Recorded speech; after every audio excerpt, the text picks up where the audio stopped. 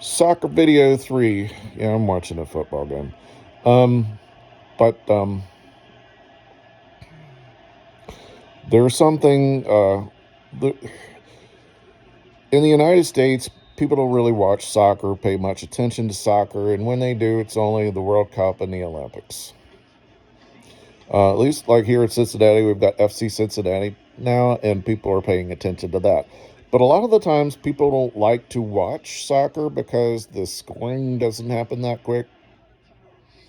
There's a struggle going on in that field that most people don't understand, but it's very complicated. Once you do understand it, you won't be able to take your eyes off of it. You'll feel the running that they do. You'll feel every bump and bruise that they get. And you'll understand the strategy that they're using as they pass the ball back and forth and set up scores and defend and all these wonderful things. But it takes a while to get to know it. It's like playing the piano or something. You don't understand a piano once you walk up to it.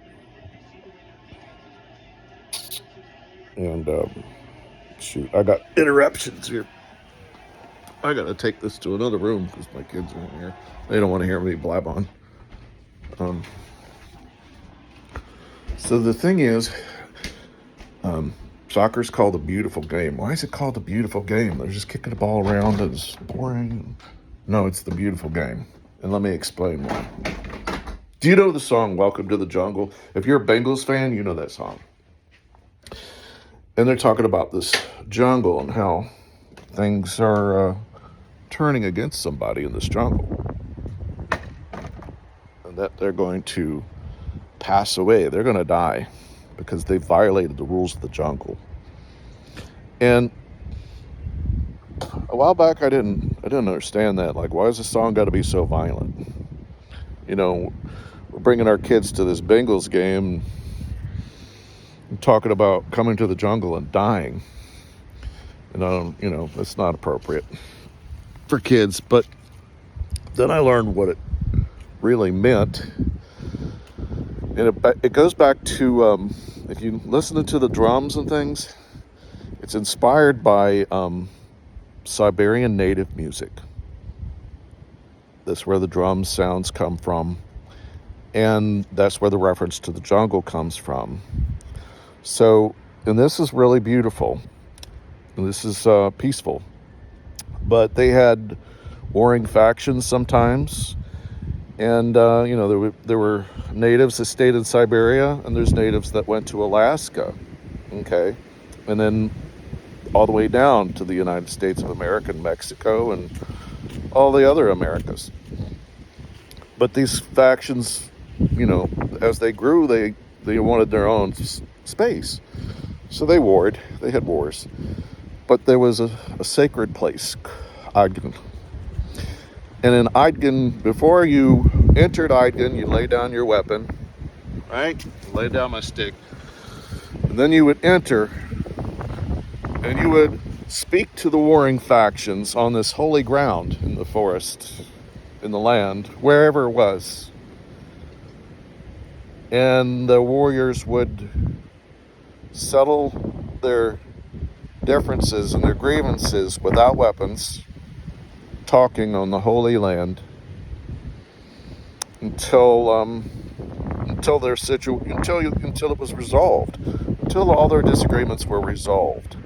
And once their disagreements were resolved, then they could leave the Holy Land and pick up their weapon and go back home, because you didn't negotiate with the people the animals that you could pass on the way home. It's a holy land. It's a holy jungle, right? In Welcome to the Jungle, they're referencing all the corporations and things in society that are going upward, northward, to drill oil and things like that on their holy land where they used to meet, and sometimes they still meet, to negotiate an end to war and a beginning to peace. The Holy Land. And they're warning you that they will protect that Holy Land with their life. All warring factions will protect the Holy Land with their life. Not only that, you hear the wind? The The wind will protect the Holy Land with all of its existence. The sun will protect the Holy Land with all of its existence. The moon will protect the Holy Land with all of its existence. The heat, the cold, everything will protect that Holy Land where warriors lay down their arms, go into the forest or the field, and negotiate peace and come out with an understanding for each other. That Holy Land, they will protect that Holy Land with all that they have.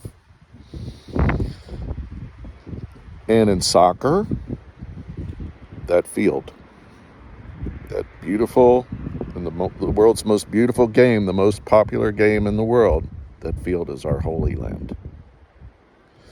And we will respect our Holy Land, and we will respect the opponents that step onto our Holy Land, and we respect the referees and the coaches and the players, everybody.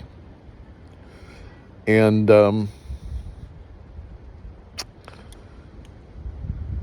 we will protect our Holy Land, and we will come out victorious.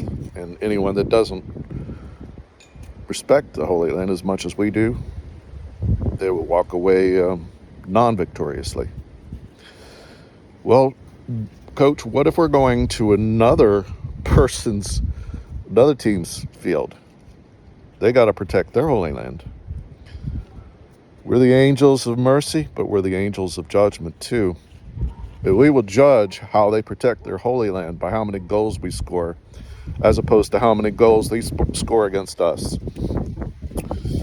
We will protect our holy goal, our holy half of the field, and our holy goal will not be scored upon. That's our little refuge on their field. We will score upon their goal if they don't respect their Holy Land. And we will reign victorious on their Holy Land as well. But they will learn how to respect their Holy Land, and they will do a better job next time, or else we'll do it again.